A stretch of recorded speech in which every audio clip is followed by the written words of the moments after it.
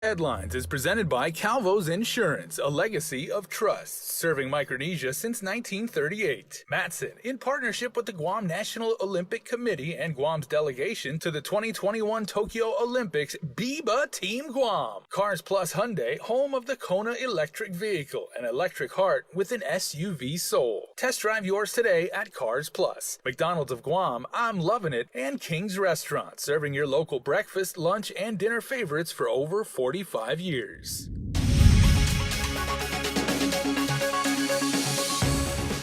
Now on primetime, Nestor Lecanto sits down with officials from Joint Region Marianas to find out what's being done after a recent increase in positive COVID cases among military personnel.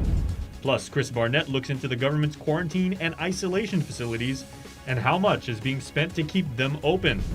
And with GDOE's school year kicking off next week, Isaiah Uggan was at a press conference this afternoon and has full details. Hafa and good evening, everyone. Our top story tonight, Adelup has announced that the governor will soon issue an executive order to start making payments under the All Rise program.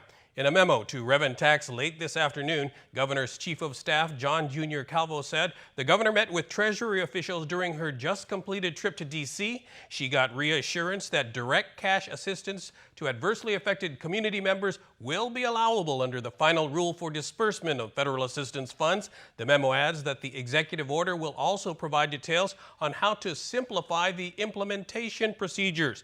Finally, Rev and Tax will be required to start accepting applications no later than September 1st. The governor got back to Guam just last night. In other news, the local military has stepped up COVID precautions in the wake of an increase in positive cases among DoD personnel over the past few days. Joint Region Marianas Commander Admiral Benjamin Nicholson says he instituted a full mask policy on base and other measures to head off any potential for a more serious outbreak. Instead of waiting for the CDC to declare Guam a high transmission area, if that even happens, that may not even come to that. But instead of waiting for that, seeing the trend was going in the wrong direction, we wanted to take immediate and impactful steps to try to curb any increase. The Admiral says the recent positives are a mix of locally based personnel and those who arrive for ongoing training exercises. So there were 3 different units, different services, that within that particular unit, there was a cluster of COVID positive. So we've seen that a few times. That was primarily one of the drivers there. But we have seen some other areas where there's been some folks within the resident population here that have come down with it as well too. But it was very apparent in those clusters, in those visiting units. Nicholson has also instituted a full mask policy, also out of an abundance of caution. We were just abiding to DoD policy inside the gate. And quite honestly, that policy hasn't changed. And if you follow that to the letter of the law as it is right now, we wouldn't have to wear masks on our DoD installations because, again, Guam is not designated as a high transmission area. What we're doing is we're getting ahead of that, just watching the trends to make sure we don't ever get to that point. Just like the local population, service personnel who are fully vaccinated will be able to circulate in the community to shop or eat at restaurants. So there's a number of folks that are staying in hotels that are fully immunized, and there's some that are not. For the fully immunized personnel, they have the ability to go to the local establishments. For the folks that are not fully immunized, they have to refrain from going to those bars and things like that. They're to go to their place of duty and then come back and kind of stay there. And Nicholson is confident they've taken the steps needed. Again, we are taking actions early instead of waiting for the tripwires to be met. We're watching the trends. The military says it will be vigorously assessing its COVID-19 policies to ensure the protection of its personnel in the local community while maintaining mission readiness. Meanwhile, overnight, Guam recorded 30 new COVID cases. According to the JIC reports, they're all within the local community and not the military. Although the number of positives has been climbing in recent days, the number of hospitalizations remains low. As of last night, there were only 3 people hospitalized for COVID-19. The CAR score, however, has risen to 3. Meanwhile, public health received results from 6 virus samples sent to the CDC for genome sequencing. The samples were identified as epsilon variants of interest from California. And from bus to bell, the Guam Department of Education holds a press conference to provide parents and students with information they need to know when they head back to class. Isaiah Uggan has the progress report. GDOE Superintendent John Fernandez says every effort is underway to ensure students are safe for the first day of school on August 12. And as we go forward, we cannot guarantee that the community health situation will not change. And I want to just assure the community that even as we plan for the beginning of the school year, we will continue to consistently monitor the community health situation, to be in touch and in close contact with our partners, our governor, our legislature, Department of Public Health, Department of Public Works, and all of those agencies that are a part of this overall effort to sustain the health and safety of our communities. They are implementing 10 key strategies to keep everyone safe, including enforcing a mask mandate, frequent hand washing and disinfection, and maximizing social distancing. Students, staff, and faculty should not be coming to school if they are sick. At least 92% of all students will be returning to face-to-face instruction on August 12, and schedules will remain the same as pre-pandemic. So of course, for our elementary schools, the schedule is from 8:30 a.m. to 2:43 p.m. Middle schools from 8:30 a.m. to 3:30 p.m. For our high schools, we have JFK, Tizen, Southern, and our Success Academies beginning at 6:45 to 1:45 p.m. And then George Washington, Ukadu, and Simon Sanchez begin at 7:15 to 2:15 p.m. Still left on GDOE's checklist is the installation of HEPA filters, which are scheduled to arrive in about a week. Plans are also being discussed for the distribution of school supplies for students. Additionally, school breakfast and lunches will continue to be served at no cost to students who wish to participate. GDOE plans to continue with extracurricular activities throughout the school year. This includes interscholastic sports for middle and high school students. Reporting for Guam's News Network, Guahusi Isaiah Uggan. And you can watch today's press conference in its entirety on our Facebook page. Additionally, GDOE is launching a series of virtual parent sessions to provide more information about back-to-school procedures, with the first being held for the Lagu and Lutan districts. You can find the schedule on our website. And representatives from the Department of Public Works were also at today's press conference to provide information about safety protocols for bus transportation. DPW Director Vince Areola.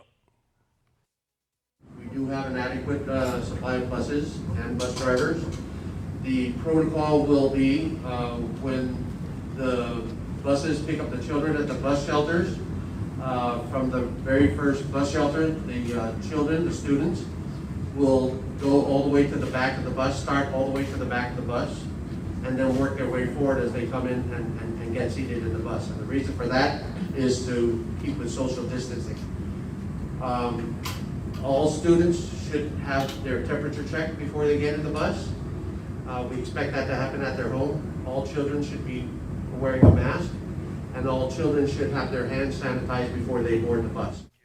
Areola adds that the bus schedule will be released Sunday, August 8th. Additionally, DPW has purchased several used buses from Dodea, so there shouldn't be an issue with their fleet. And in still more education news, Public Health and GDOE also announced the launch of the SNAP Pandemic EBT program. The PEBT cards for eligible children who attend public schools can be picked up on August 9th through the 27th and August 30th to September 1st from 11 a.m. to 6:30 p.m. at the Micronesia Mall Center Court. You must register first at tinyurl.com/PEBT Guam, and please bring a valid picture ID. The PEBT program is similar to the Supplemental Nutrition Assistance Program, which aims to help low-income families and address the fact that school meals were harder to access while they were shut down during the pandemic. The environmental mess in the Marbo Cave area was discussed during this afternoon's Guam EPA board meeting. Aside from providing an update on what the contractor of the solar farm is doing to come into compliance with a notice of violation that was issued, Guam EPA also responded to criticism that they dropped the ball in monitoring the project. The agency staff defended that there are only 2 inspectors who share 1 vehicle to conduct inspections. There are 11 vacancies out of 23 authorized positions. Guam EPA held several meetings with the contractor Samsung, and they knew what they had to do. Guam EPA Administrator Walter Leon Guerrero said they weren't just sitting around doing nothing. And today's arraignment hearing for Andrew Manabusan was rescheduled because he's still not on Guam. He was busted on drug charges in California in June, but the logistics are still being arranged for his travel. The 37-year-old is accused of mailing a package to Guam containing more than 3,600 gross grams of meth. The person who reportedly received that package was former police and DOC officer Jose Ananich. Ananich was also arrested in June, but his case was sealed. The arraignment hearing for Manabusan was rescheduled to August 13th. And over in District Court, Eric Aponic requested an extension for sentencing due to medical reasons. Defense attorney Tom Fisher says Aponic is waiting to get surgery to fuse his ankle. Aponic also requested to travel to the States for his daughter's schooling. The court ordered a written request from probation. Aponic and 5 others were charged in connection with a drug ring that brought crystal meth to Guam from Las Vegas. A tentative sentencing date is scheduled for September 30th. And 2 people were arrested following a report of a shooting Wednesday night along Stampa Road in Dededo. When officers from the Dededo Precinct and GPD's Special Investigations Section arrived, they arrested 55-year-old Kenneth Regis and 30-year-old Janessa Tidinko. Police confiscated a firearm and 85 grams of suspected crystal meth. Both were arrested on drug charges, but Regis was also charged with reckless conduct and discharging a firearm. We'll be back with more news right after this.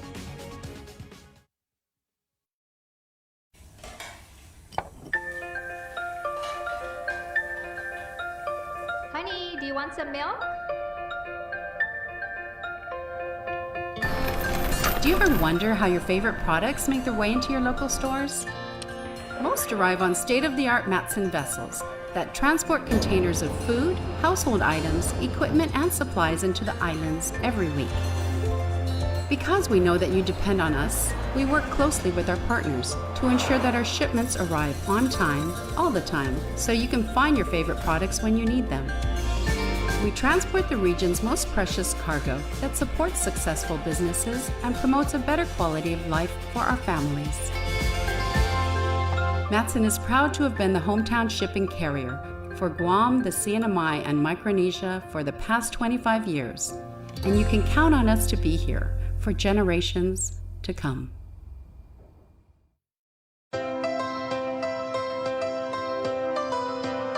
When we face an uncertain path,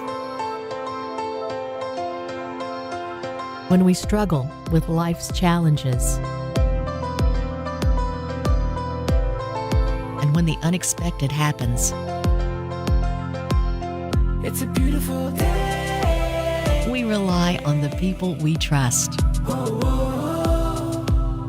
It's a beautiful, who we can always count on, beautiful day.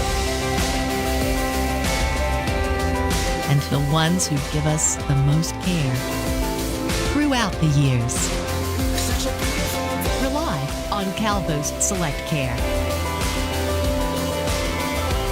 to give you the comfort and security you need It's a beautiful day. wherever you are. Calvo's Select Care, healthcare that's always there for you. And instant prizes from Foot Locker and Burger King. Win the best-selling 2021 Toyota Corolla LE, the crossover SUV 2021 Toyota RAV4 LE, and the dynamic luxury SUV 2021 BMW X1. The more you shop, the more chance to win. In the Micronesia Malls, shop and win. Summer is here, and at Cars Plus, we have the perfect Jeep for your summer adventures. Whether you're going off-road or just getting ready to hit the beach down south, make this the summer event you find your Jeep, like the 2021 Jeep Wrangler or the 2021 Jeep Gladiator, equipped with Guam's only lifetime powertrain warranty. Call us at 477-7807 or visit our website at carsplusguam.com to schedule a test drive today. Cars Plus, driven by you. It's a special delivery to your inbox every week with your KUAM News Roundup, program advisories, and promotions. Sign up for the weekly KUAM Digital Digest today on KUAM.com. Welcome back. How much continues to be paid to stand up the government's quarantine and isolation facilities? Both remain open despite changes in quarantine protocols and the island achieving adult herd immunity. Here's more. Although there's a plan to have a consolidated government quarantine and isolation facility, nothing has been signed yet. The bid specs have been completed, and we're currently standing by for the go-ahead so that we can move forward with the full bid process. According to Guam Homeland Security Office of Civil Defense Public Information Officer Jenna Gamindi Blas, until that happens, they've addressed the decreasing utilization rate of both facilities. But in the interim, what we've done, our office has done to kind of meet the governor's intent was to downsize. So there was an adjustment of encumbrance to downsize the quarantine facility of Dusit from 300 rooms to 74, and an adjustment of the isolation facility with a downsize from 50 rooms to 20 with the ability to serve. As we've reported, even if the rooms are not being used, the government and you, the taxpayer, are still paying for them. So for the Dusit, for the quarantine facility, the occupied rate is $159 per room per day. It's $69 per day per person for 3 meals. And the unoccupied rate is $120 per room per day for Dusit. And then we also have the isolation facility with Bayview. The occupied room rate is $175 per room per night, and that includes meals. And each additional occupant in that room is $50 per person. We have an unoccupied room rate of $90. As of Thursday morning, there were only 26 people at the QFAC and 27 at the ISOFAC. To date, almost $34 million in invoices have been paid for the Dusit and $5.8 million for the use of the Bayview. Currently, there is an unpaid balance for the Dusit. It stands at $4,337,479. There is an unpaid balance for the Bayview of $99,190. This was as of August 2nd. Blas couldn't provide the numbers, but does confirm that FEMA has been reimbursing the government for the QFAC and ISOFAC costs. What hasn't been reimbursed? The first round of quarantine and isolation facilities that were procured by the governor's former attorney and son-in-law that were the focus of an OPA report detailing $3 million in questioned costs. But we are working towards that. We were advised that we are able to put together those details and still submit. So, of course, there's no harm in submitting those for federal reimbursement. GHS OCD, as we reported, were not involved and didn't sign off on any documents related to the first round of QFAC and ISOFAC procurement, but instead took over handling the second round of procurement for those facilities. For Guam's News Network, Chris Barnett reports. If you've traveled recently, then you know the protocol of filling out a health declaration form when you land on Guam. But Public Health has made the process a little smoother as the health declaration form is now online.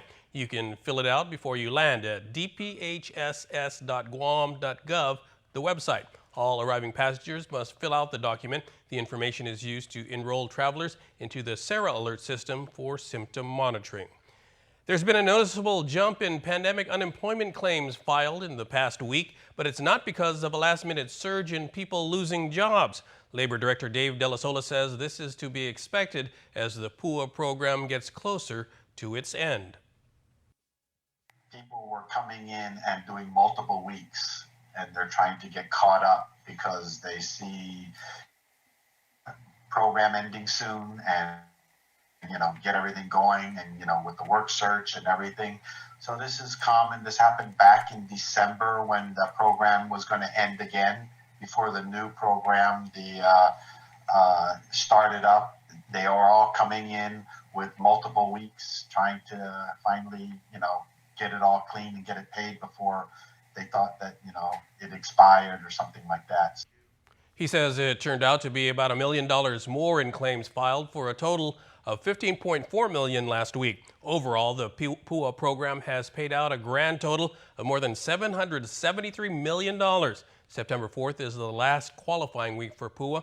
The first week of October will be the final week for claimants to file. The filing website will be shut down in November. De La Sola also reminds claimants they have to file 3 job searches per week to qualify.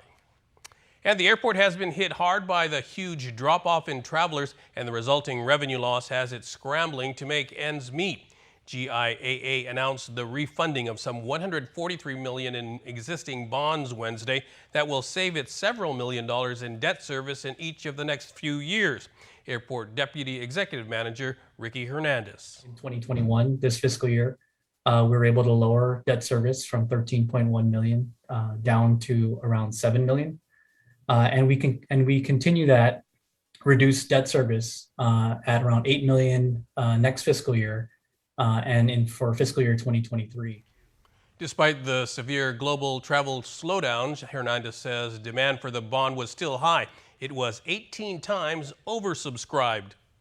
What that means is that there is a lot of interest. We had 44 different investing firms place at least some orders of Guam Airport bonds. And 9 of those 44 actually wanted the whole bunch.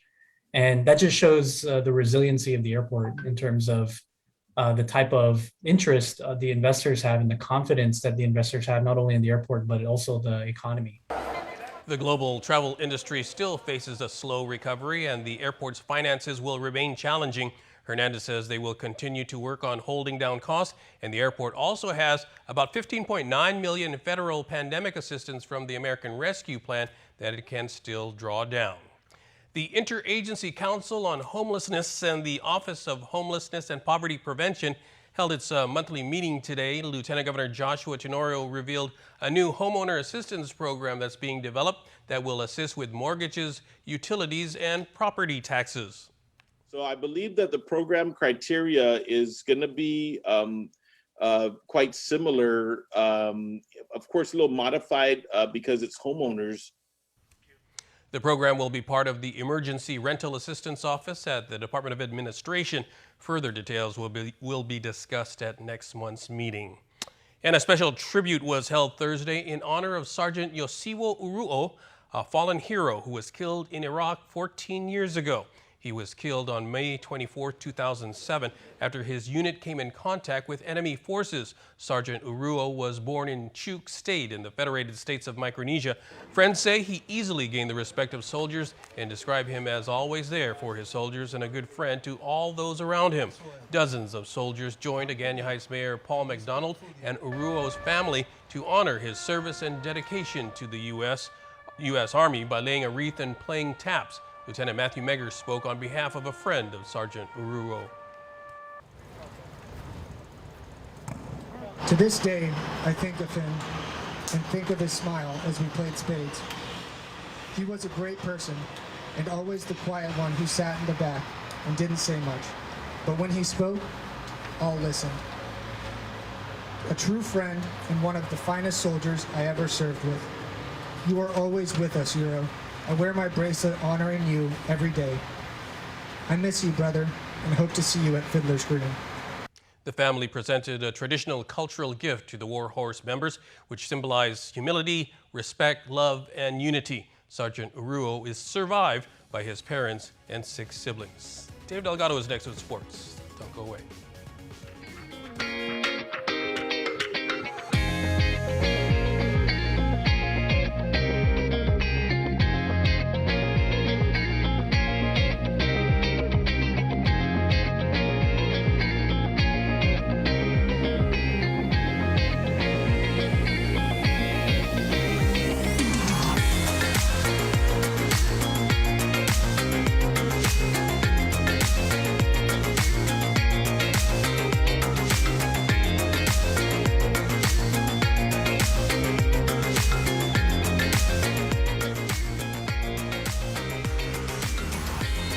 Your community calendar is brought to you by Taco Bell. Whether it's your first meal or your 4th meal, we've got you covered. Taco Bell, live Mas. Home, a place where I can go to take this off my shoulders. Someone take me home. Home. It's more than wood, square footage, and a floor plan. It's where life happens, and moments become etched into memories. At Bank of Hawaii, we're proud to help families all across Guam buy and improve their home. Applying takes just a few moments, but the memories last a lifetime. Simplify by Bank of Hawaii. Welcome to tomorrow. Buttery, flaky croissants filled with a warm chocolate center. Some people are even saying they're addicting. As if that's a bad thing. My new chocolate croissant bites, only at Jack in the Box. KUAM News, in partnership with the Guam Visitors Bureau, brings you the Guam Safe and WTTC Safe Travel Certified Program Showcase. Look out for this powerful symbol for visitors, island residents, and industry workers alike, as it represents establishments with a consistent global commitment to safety practices. Stamped with approval by the Guam Visitors Bureau and the World Travel Tourism Council. Every Monday on KUAM News will feature a different local business who's taken the Safe Guam and Safe Travels pledge to maintain health and safety standards to get Guam back on track. Log on to visitguam.com to see how your business can receive the designation, what businesses in our community are Guam Safe certified, and have the WTTC Safe Travel certified. KUAM Sports is brought to you by Docomo Pacific. Better together.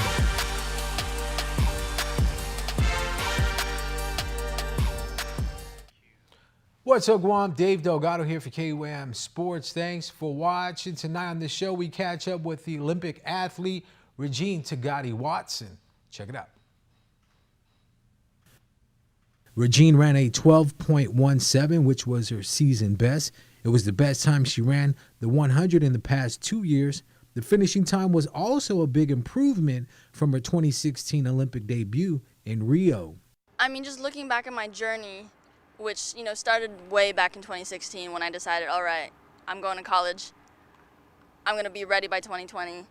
And then here comes 2020 rolling around the corner, and the COVID-19 pandemic just threw a huge wrench into my plans. And then not only that, where tracks and gyms are closed, but the postponement of the Olympics itself was a huge detriment to my training. And I think it really boiled down to how much I wanted this, how badly I wanted to go and compete and run fast. Regine did the best with what she had. She trained and dieted while out on sea on military orders. She's happy with the result, but competing in Tokyo made her even more hungrier for the next Olympic Games. Reflecting on my performance, I think I'm a lot more hungrier now after the race in Tokyo than I was, you know, after going through the whole pandemic and all the things that, you know, changed my plan and everything. I'm much more, all right, let's fast forward to 2024. What do I need to do to get there, and how good do I want to be at that point? So definitely a lot hungrier now, and I, you know, set the bar really high for myself for the next 3 years. She says she's thankful for the opportunity she was given to represent Guam in Tokyo. She credits her support system that helped her stay the course during the pandemic. That's what makes the difference between, you know, being a good athlete and being a great athlete. That's what really pushes you over the edge. When you know you can fall back on your family, your friends, your teammates, your federation. Just the island in general is really what pushed me to, you know, get to the next level, and for that I'm very thankful. Don't forget to log on to NBCOlympics.com for the latest news out of the Tokyo Olympics. Tonight, Noah Lyles leads a strong American trio pursuing gold in the 200-meter. And it's live beach volleyball as April Ross and Alex Kleiman compete for a spot in the gold medal final. The Tokyo Olympics tonight on NBC. KUAM Sports is brought to you by Docomo Pacific. Better together.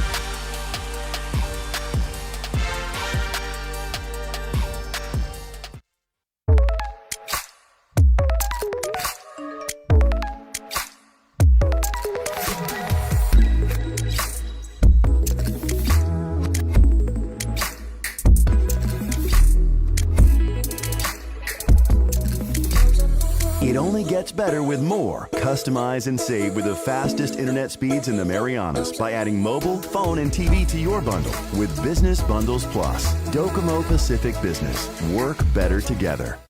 You may ask yourself, what is a blue raspberry? Or a pink lemon? Or even a strawberry watermelon? But they taste so good in these Minute Maid slushies from McDonald's. Who cares? It's more than a drink. It's a McDonald's drink.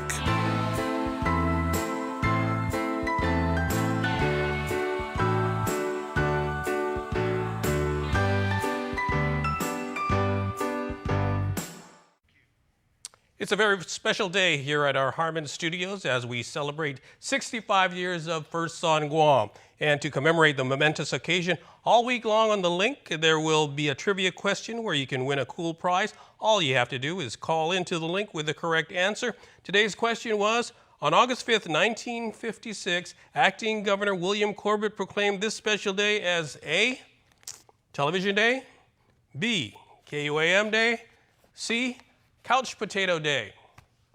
If you guessed A, Television Day, pat yourselves on the back. And a big congratulations to this morning's winner. She is Tessie Salas. Remember to watch the link every morning, all week long, for your chance to win, and good luck to you. And before we close out the news tonight, as always, our latest round of birthday shout-outs from the Cold Stone Creamery Birthday Club. Happy birthday on this August 5th to Justin Quintanilla, who is getting a extra special shout-out. I say wishing you the very best on your special day. Happy birthday, my handsome man. Love you always. Sophie Allison, happy birthday to you with many more to come. Papa, Mama, and Sage say they love you. Jovan Chris Atoigui, happiest birthday to my boy. We love you and the sky's the limit for you. You're getting love from Nina Lori, Nino Teddy, Grandma, and the rest of the families. And Zion Vincent Pokagwi Pangilinan, happiest Too Fast, Too Furious birthday to our little VJ boy. May the Lord up above and your angel daddy and baby sissy continue to watch over you.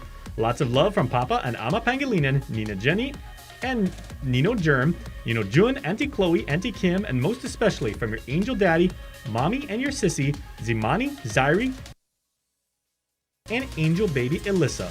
They all say, we love you, boy. And you can be a part of the Cold Stone Creamery Birthday Club by registering online on KUAM.com. That's our report for tonight. Thanks for watching, everyone. Have a great evening.